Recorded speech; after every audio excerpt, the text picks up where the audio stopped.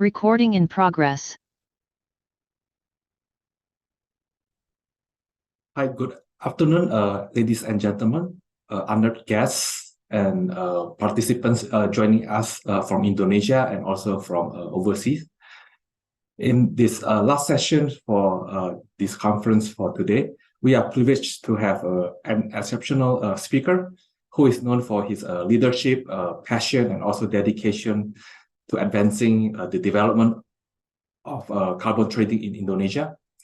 Without further delay, let me introduce our distinguished speaker, Dr. Riza Suarga, Chairman of Indonesia Carbon Trade Association, or IDCTA. He is also the Chairman of Permanent Committee for Sustainable Consumption and Production of Indonesia Chamber of Commerce and Industry, also known as Kadin.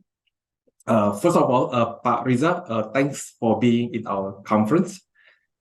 And also, I want to congratulate for your success of the event held by IDCTA, Carbon Digital Conference Indonesia in Bali a few weeks ago. I will start with the questions. Would you please share a bit about yourself to the audience and also IDCTA, its goal and its role in the carbon trading in Indonesia? The floor is yours, Pak Riza. Thank you, Jeff, and of course, Maybank Sekuritas for inviting me in this prestigious event. Even though it's online, but I think the importance is really fruitful for everybody. Thank you again for having. Yes, we have a very successful event last week in Bali. I think Pak Willianto also attended. Thank you very much for your participation. Well, basically, I myself has been in the forestry industry for almost 30 years. IDCTA itself is quite new. We established that in the late 2021 and formally inaugurated in early 2022. But the members, be it the board, the executive, and also members, are practically veterans in their respective fields, especially for in the carbon space. So we do have numerous executives and also a good business experienced businessman within our members. And IDCTA itself ranges from nature-based, renewable energy, agriculture, efficiency industry, and also up to waste management. So it's all that related to carbon emission reduction in different sectors. And what our goals is, I think, is very simple. We just want to make sure that our members can trade comfortably and also efficiently. And I think we have some of our missions is to ensure that we become a strategic partner of of the government in carbon trading, not just Indonesian government, but also globally and any governing partners. And also we try to protect and advocate members' interests in having global competitiveness and also carrying out economic carbon innovation within the framework of research and development, and also uphold the ethics of business and association in order to maintain the dignity of the association's nation and state. So those are the main goals and some of the visions. Thank you for the introductions. Indonesia is a country with a massive, huge nature-based assets. Can you give us a top-down view? How do you see the potentials of this country in terms of carbon credit, and also its position to become the leading global player in the carbon trading? Yeah, I don't know. I sent some slides to the organizers if maybe we can share it. But anyway, I can just speak very quickly. Indonesia itself, I think the second largest tropical rainforest country in the world after Brazil. We were number 3, but after Congo split up, so we became number 2.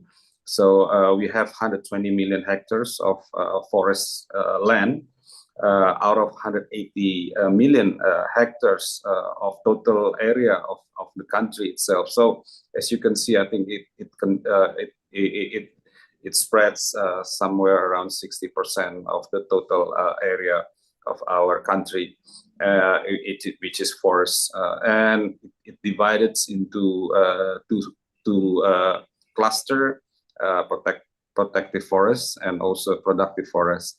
So we know that Indonesia also recently have been, well, the government actually, they are already from our record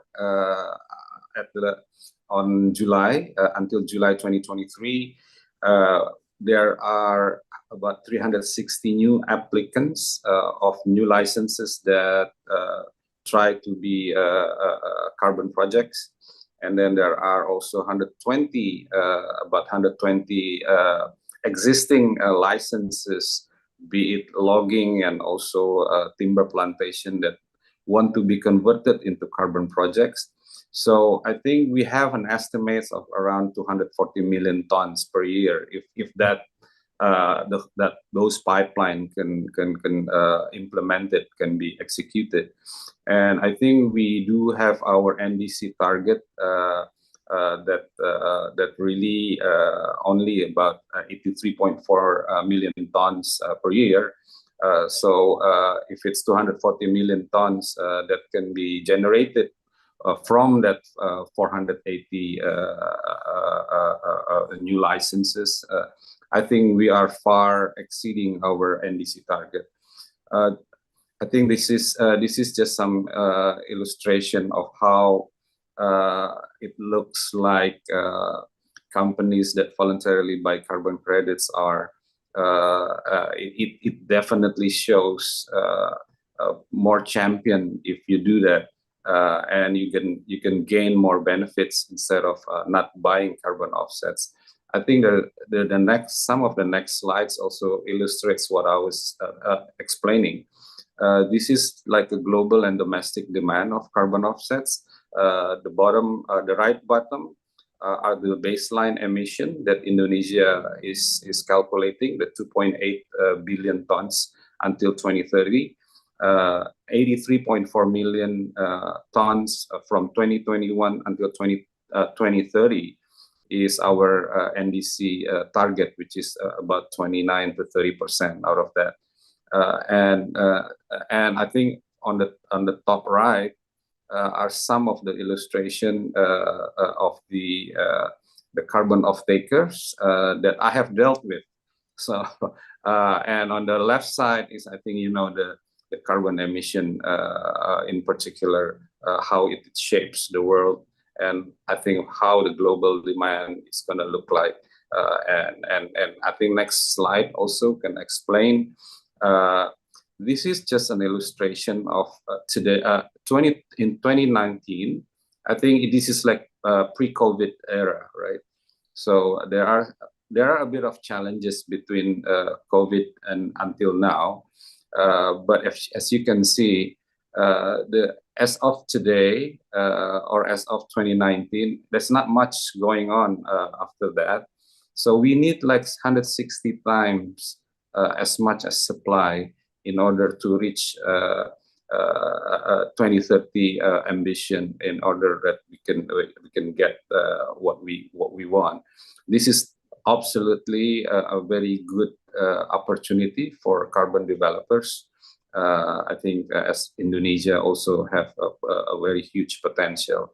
Next slide also can this one that I was mentioning about how the opportunity and also the potential. We have 20 million hectares on the bottom of idle lands, idle forest lands that has not been licensed. So this is like a very huge opportunity for all of us. And then the 360 new licenses plus 120 already licensed that being converted to carbon projects, which I mentioned about 480 projects, which is contributes around 12 million hectares that already lining up, queuing up, and ready to be implemented and to be developed as carbon project. As you can see on the left, upper left, is going to generate around 240 million tons for. So I think basically we are going to be one of the champion if we can do it properly of that whole thing. Well, incredible. In the future, it's possible that carbon credit will become one of the key export commodity for Indonesia, ranking as high as coal, nickel, CPO here. Yeah. I believe so, but it's a bit different. Sometimes we kind of mixed up some of the terminology and narrative. I think some of the officials within our government itself, I think, still have mixed understanding about the potential and what are the red tapes and what are the limitation. And I think they are confusing some terminology of DMO, for example, domestic market obligation, and NDC, our national determined contribution, or our carbon emission reduction target.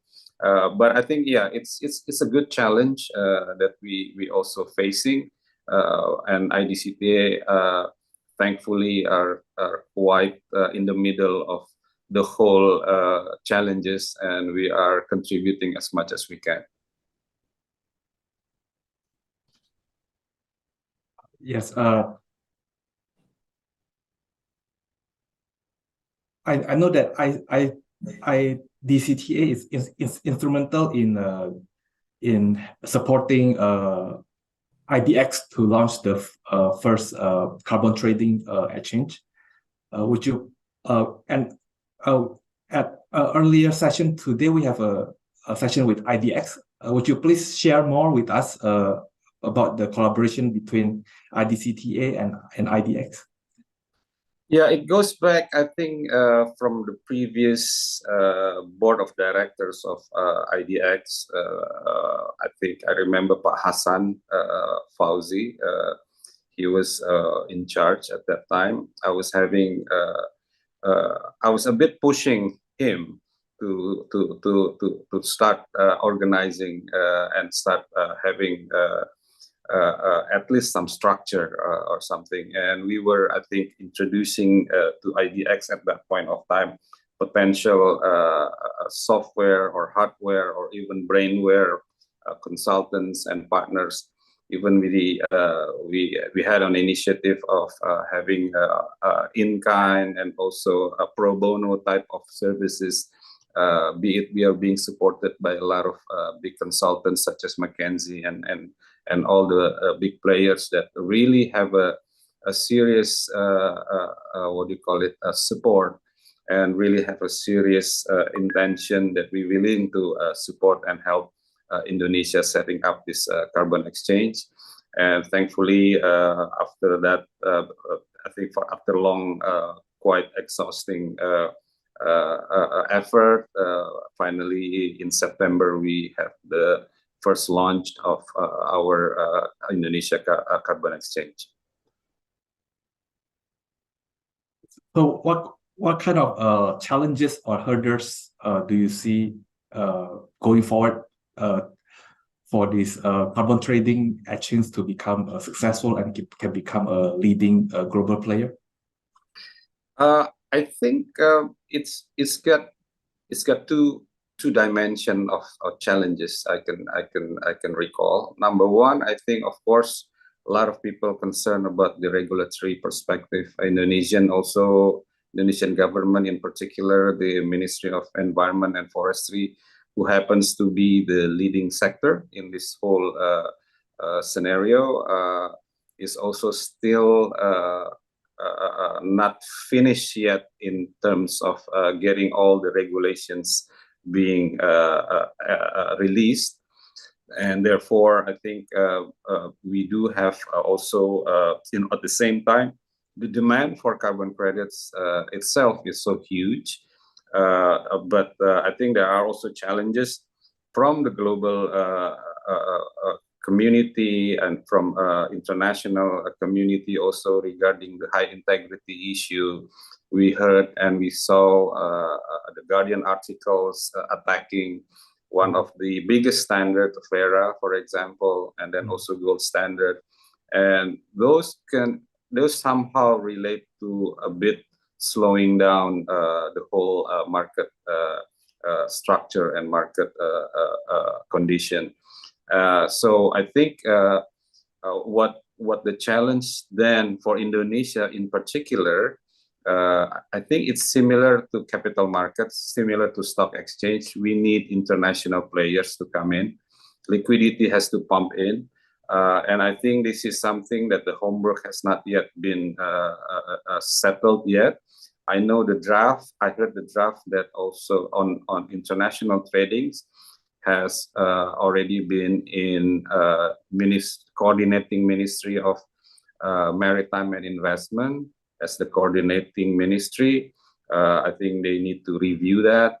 So I think we still have to wait and see what will be the outcome.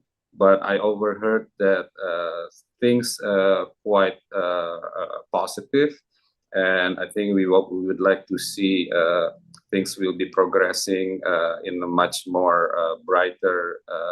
I think IDX also need support from the international market, because I think there's no point of waiting for Indonesian domestic market to be ready. I think we are not ready yet. Of course, we have to be honest with ourselves. There's still coal players enjoying the what do you call it, the trickle down effect profit that they're enjoying right now. I cannot blame them, because I think they have been suffering in so many years before that, before the war of the Ukraine war and all. So I think in terms of the readiness, be it Indonesia is prepared to retire a coal-fired power plant or not. Personally, I don't believe it will retire completely. So I think there should be some kind of harmonization also on the energy system. And I believe this is the chance for carbon credits to take part as carbon offset in the whole value chain of transition energy. Thanks for the elaborations. Yeah, you mentioned about FERA. These questions actually has been asked in the previous sessions, but we think Pak Riza will be the most suitable person to answer it. It's more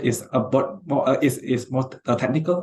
The question is, will SRN end up adopting FERA's methodology, and how has the talks between the organization progressed so far? Yeah, Indonesian Carbon Trade Association, IDCTA, actually already signed a joint task force with FERA at this very moment. I think we have signed it a few months ago. They were visiting our Jakarta, I think in April or in May, if I'm not mistaken. And from that on, we are very serious in supporting SRN. So we like to ensure that SRN will have an international quality in terms of eligibility and compliances to the market. So I think what the goals of the joint task force, I can explain. There are three main goals that we want. Number one is harmonizing the registries. Number two is aligning the methodologies. Number three is synchronizing the VVBs, the validators. So I think with this way, we are hoping that we can speed up the whole process. We even speak about potential dual listing, similar like a public listing in Indonesia Stock Exchange, also in New York Stock Exchange, for example. And there are many ways of doing that. And I think IDX is a very experienced organization, and they are very familiar with doing that. We have discussed this potential, what do you call it, potential step. And I think we want to ensure that things can properly be managed. Of course, again, we need to what do you call it, to coordinate and to communicate intensively with the proper regulatory board, such as MOEF, OJK, the Marvest, and of course for energy sector with the Energy and Mineral Resources Ministry. Yeah, I believe it's quite a long process, yeah, but so uniform all the standards around the globe for the carbon credit. Yeah, I think we as much as we like to comply and follow the regulation, but we need to be very practical as well, as the market also very comfortable with Vera, for example, not just for the methodology. I think methodology will show the high integrity purposes, but the registry as well. The registry, I think right now why Vera's registry is so popular, because one buyer can just open one account, and then he can pick and choose baskets of carbon credits from all over the world, instead of he needs to open another account in SRN, for example, and also in Malaysia, if there's going to be Malaysia registry, for example, or Papua New Guinea registry, or African registry, or Brazilian registry, and so on. So I think this is something that we need to work on with our government. It's not so much that the sovereignty issue per se, but we also need to think more beyond that, that how we can optimize the potential that we have.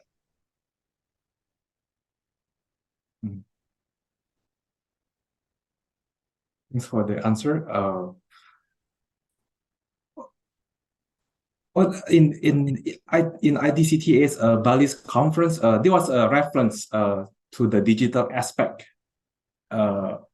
in helping to develop carbon credits. Can you share with us how the digital age and the current technologies can help with this journey?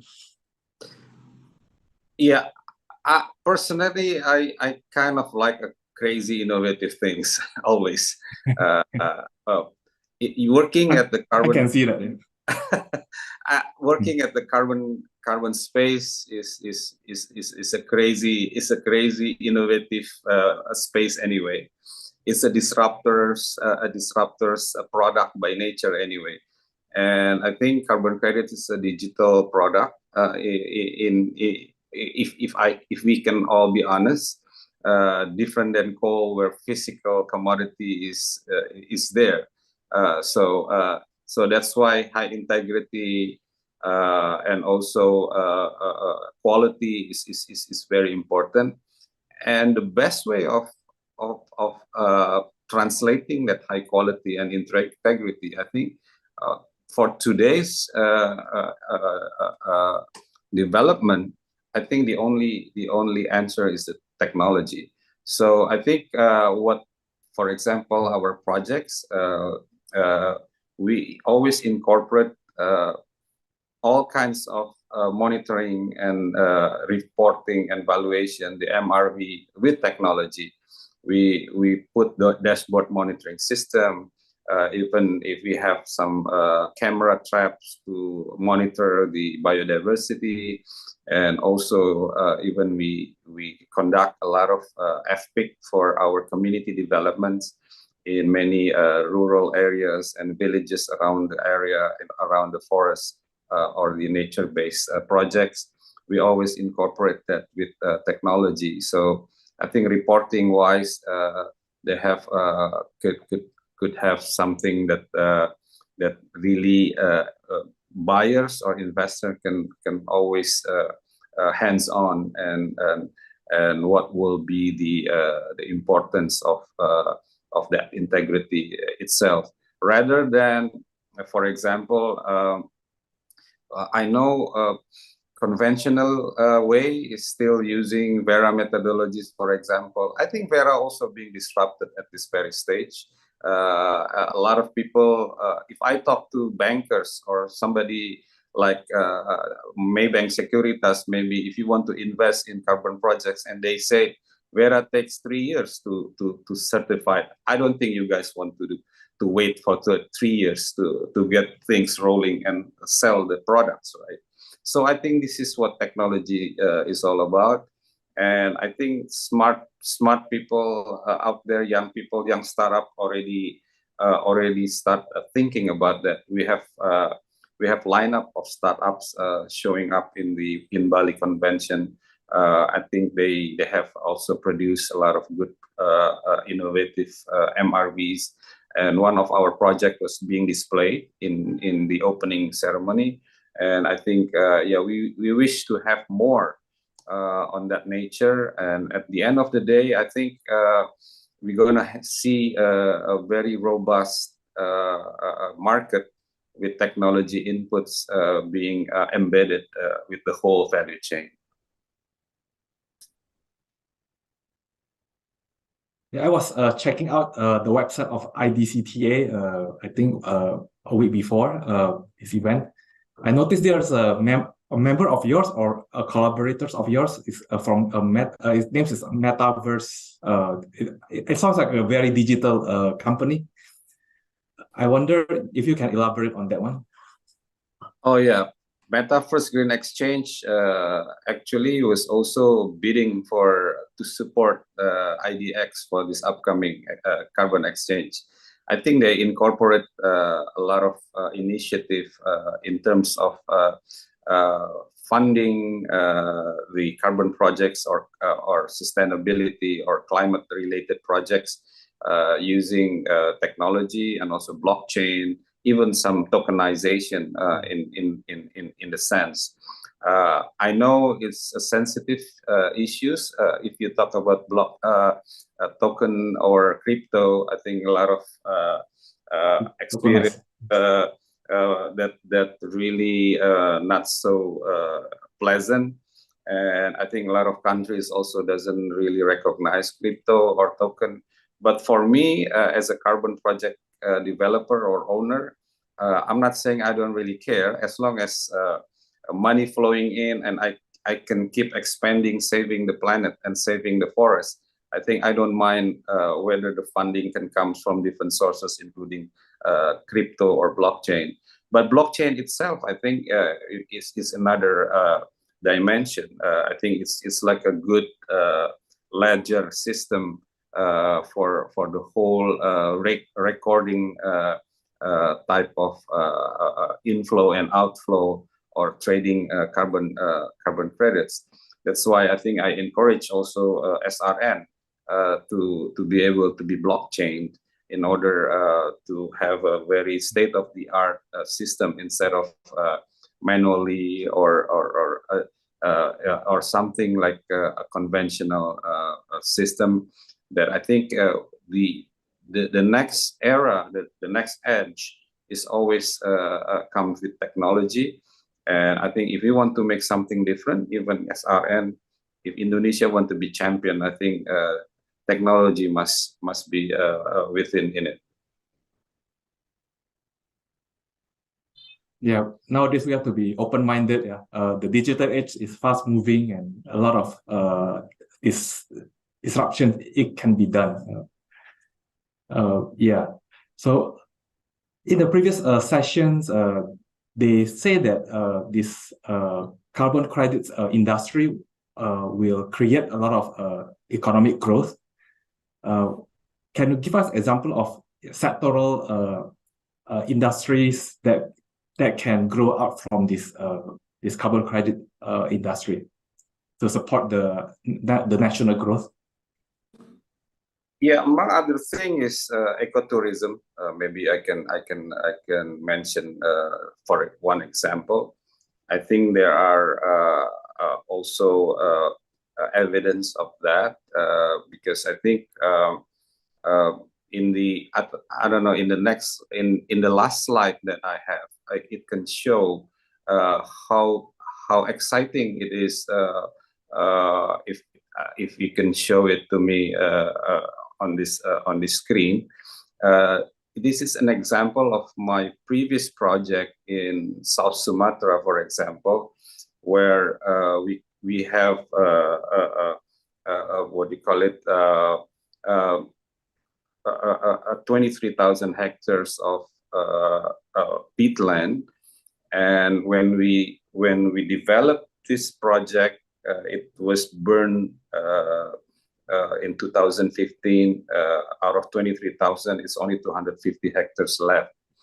And when we were initially developed it, we only heard rumors about tiger sometimes appeared or shown on some part of the area. But I think after 3 months, we kind of really what do you call it, intensively developed the project. Footprints on the left shown that we are very, very excited about. And then 8 months later, every day the tigers, be it the one on the right is male, shown by the vital part of it, and on the top of the shown in this dashboard is how we incorporate the technology. So I think if you ask what are the potential economic growth on this particular example of projects that we have conducted, number one, I think we can also create a lot of new startups, especially climate sustainable tech, into the whole value chain. I think there are now a lot of members and also good innovative climate tech and sustainability tech. That's number one. Number two, I think with this whole experience, we can create also an ecotourism, a world-class ecotourism. I had one of our buyers that came specifically to the base camp to want to visit our projects. Simply just want to hear the sound of gibbons. Gibbons is a monkey. So I think for us, maybe it sounds so silly, but he came all the way from UK, just want to hear the sound of gibbons.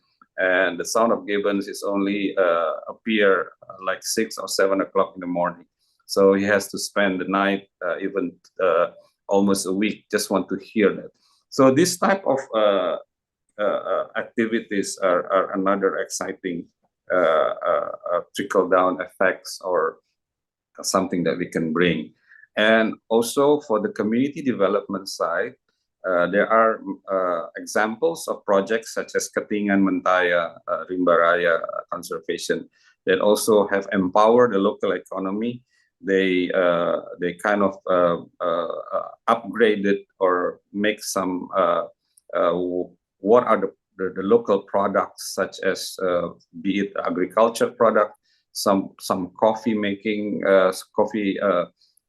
traditional coffee planting, for example, but they can support to bring about the high quality coffee seed, for example, and then they can offtake that and then export to overseas and make a good packaging and everything. So I think we are bringing the whole value chain of the economy without being what do you call it, regulated by the government. But I think we can somehow already shown and practice that from everyday activities of our projects itself. So it is a very exciting what do you call it, exercise. I myself, I think a lot of people, my colleagues also think I'm crazy to be in this field, but I think maybe we don't earn the money that what my friends from coal industry has right now, but we can sleep better. We have a good living, and we enjoyed it because a lot of people respect you instead of if you come from if you're a billionaire but making money out of coal, for example, as you might seen people really not really fond of you. Maybe that's are the feelings that we have so far. Yeah, your industry makes the world a better place. Yes, we breathe better. Yeah. Right. It's like a lecturer, like a teacher. I think you can't be a billionaire being a teacher, but I think people will respect you. Yeah. I agree. Yeah, we're gonna turn this to audience question for the audience. What are your thoughts and wishes to achieve an optimal scenario for Indonesia's carbon credit system? Maybe your wishes going forward to achieve this optimal. Yeah. Right. I think honestly, I think of course, as an Indonesian, I like to see Indonesia being a carbon hub, at least from the ASEAN perspective. For example, we are the largest tropical rainforest in the area, and obviously, I know Singapore already take a step of having meta registry with Climate Action Data Trust funded by the World Bank. Because I think Singapore have a tremendous effort of making sure all the ease of doing business always advance and always ahead of us. But I think while we have all the potential and all the resources, we always left behind on in that particular matter. So I like to see the combination of having these platforms and infrastructure of financing and also regulation can be much more market oriented, and I think that way at least this particular commodity or security, we call it security now because it handles by IDX. Whatever it is, it should be handled properly. I know, and I'm glad IDX is taking part and also mandated by our leaders, by our government to handle the carbon exchange. I think it gives a message. It gives a serious message to the world that Indonesia is very serious. And I think, IDX is a very capable and very reputable organization. Even in the region, is one of the biggest. So I think that is also the main thing that I really dream of. Slowly but surely, I think one piece by piece, I think we can see things are happening in due course, and I really like to see much more progress on that. Hopefully, we can have the best possible hub of carbon credits, if it's not in the region, hopefully in the world as well. Because I think so far a lot of countries are looking and waiting and to see how Indonesia progressing. Because I think so far, despite all the criticism of the Indonesian ministries has trying to regulate so much, but I think this is has shown to the world that Indonesia is very serious, and we don't want to deliver a rubbish carbon credit, but we want to deliver a very high integrity, even regulated one that can be considered as a jurisdiction carbon credits to the world. Yeah, I agree with you. We cannot lose this momentum to become the leading global player in the global in the carbon trading. Yeah. The second question is quite long, but I try to paraphrase. Basically, our audience concerned about monopolistic behavior related to the carbon trading.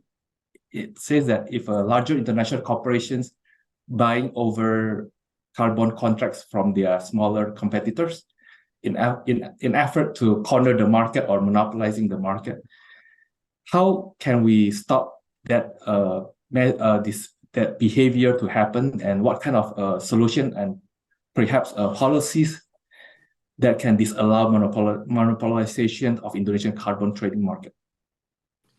Um, It's a bit far away, but yeah. I like to answer it differently, maybe. Not so much on regulatory or policy supporting antitrust or monopoly to avoid monopoly in this field.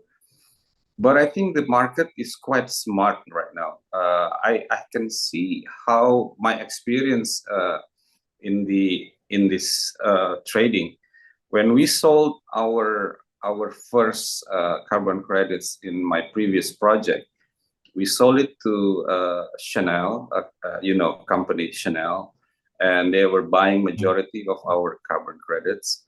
And specifically, they're not so big. I mean, they're not like a big giant company, right?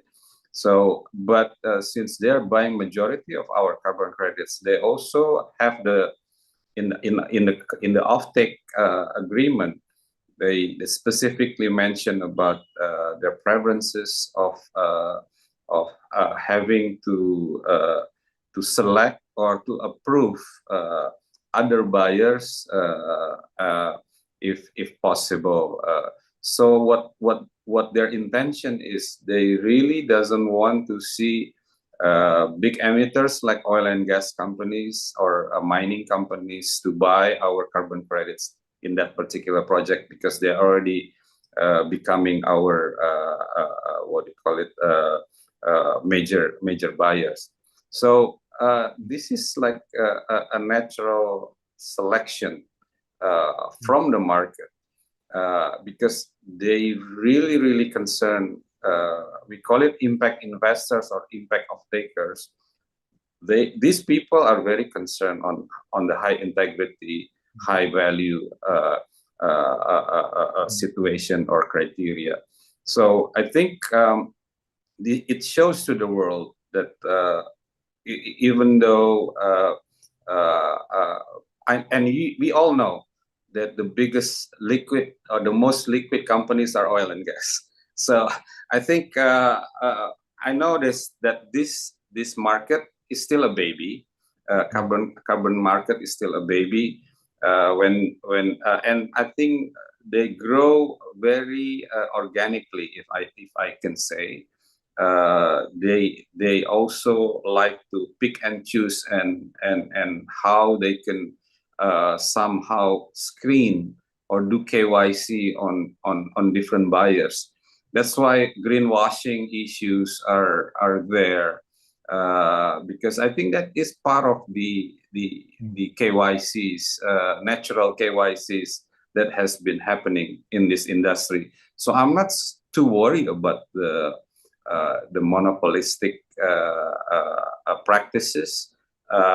It might happen, but I think this type of projects have a very high integrity process from beginning to the end. So, for example, my projects, my previous project were double gold CCB, Climate Community Biodiversity, by means of we were being audited also for a good, not just climate per se, how much tonnage that can deliver, that can absorb carbon emission reduction, for example.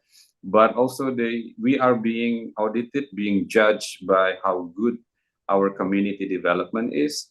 and how we can enrich the biodiversity. This is something that never happens in other industry, and I think we really have this kind of high integrity from the beginning. That's why I'm very confident that the whole process will be positive. Just for take an example, I experienced the audit process itself. Even for the community development, for example, they really interviewed the community one by one, closed door. We cannot even sit beside the villagers. So they really want to listen. What are the benefit that really this project can give, or with this company before or after, is it better or not? And even our staff, we also they are also being interviewed in a closed door. They're really being asked whether we are paying them well, we're giving them the benefits, the allowance, the health, insurance, education, and everything. Gender also are being audited. We are required to have gender equality at the minimum of 20%, for example, and the list goes on. So beside the point of having monopolistic issue, but I think from that also will give you how good and high integrity every project looks like. Yeah, I agree with you. The stakeholders for this industry is begin with the good conscience, and also they want to make the world a better place. Next question from our audience: how big is the contribution of the carbon market to efforts to achieve Indonesian NDC target? And what kind of government policies do you expect to increase the attractiveness of carbon markets for market players? For the contribution of it, I think if we've done a bit of calculation 4 years ago. I think roughly, if the whole nature-based potential being converted into carbon projects, just roughly, for example, it can deliver around 58 billion tons per year. And I think the global emission is, if I'm not mistaken, was around 63 billion tons per year. So if that is the case, I think Indonesia can save the world in just by doing it, you know. But of course, we are not putting all the forest potential into carbon projects anyway, right? So there are some other sectors that being executed. So I think if you ask me about the biggest contribution, I think yes, number one, nature-based. I think Indonesia also have a lot of potential in other energy sectors, such as renewable energy, be it from geothermal and be it with what do you call it? Other also there's CCS, CCUS, carbon capture storage, and carbon capture utility storage. There is also we call it in Bali. We have a special session about CCS, CCUS, where all the big boys also showed up. BP came, Inpex, Repsol, and also all the energy sector advisors also showed up, and we were discussing the how big potential of saline aquifers that can capture the CO2. Even we can accept people from all over the world that want to store their CO2 to a lot of places in Indonesia, and it will create another potential of carbon credits and also a good storage facility. So I think, like I said, it's huge potential. Of course, ideally, we like to see this can't be work without the synchronization of regulation, especially allowing international tradings and global participation. Because I don't think Indonesia can work alone. Our budget also very limited. I think we need to invite private sectors, investments, and every players are still also not yet materialized. Where my dream is to bring all the capital market players to start investing, and it's really still a long way to go. Maybe this session also can open the eyes of the players in the capital market that this is a good a future of the future business, and we can all be participated in it, even though probably at the beginning it might not bring a good numbers in terms of revenue yet, but it will grow significantly in due course. Yeah, I can feel the high energy and the high excitement in this industry, and lots of interesting projects going forward. Yeah. Our last question, actually from myself. But what do you think the younger generations should do to contribute to Indonesians' aim to become the leading player in carbon credit, and also the country's journey to achieve carbon neutrality? Just to wrap up the sessions. Actually, young generation already contribute a lot, honestly. I think if you talk to millennials or Gen Z, they're really concerned about environment more than we are. I think from our generation, I can say, they're not into plastics. They're not into processed meat. They're not into all kinds of rubbish materials that has been thrown up unnecessarily. So I think, and they listen. If I speak carbon in front of them, just take an example. I experienced that myself. They can listen to me for hours nonstop, taking notes, and they're showing a lot of interest, and they want to be intern in our projects without being questioned or being asked.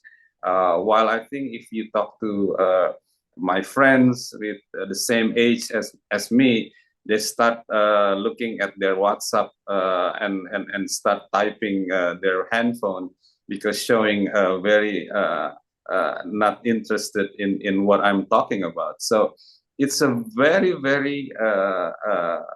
what do you call it? Very exciting to see all these young generations, not just from Indonesia but all over the world, especially. And if you can see people working in this industry, I think majority of them are young generation. The people that's showing up in our conference from the startup, most of them maybe average at the age of 25, so maybe even younger. So it's really amazing, and I'm very confident that young Indonesian will be the champion and will contribute a lot and will be part of this whole value chain. Thank you, Pak, for the response. Yeah, with this, I conclude our last session for the conference today. Thank you, Pak Riza, for your time and your great insights, and also your valuable inputs for today's session for Indonesia's success in becoming global leading carbon trading player. And also thanks for your vision, energy, and dedication to the countries to achieve carbon neutrality.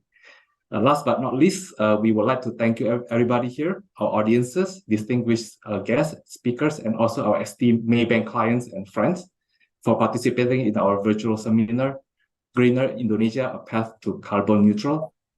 Also, not to forget to all Maybank team members that planned and prepared this event, Thank you very much for your time and energy. Have a good day, everybody. Have a good evening. Thank you. Thank you. Bye.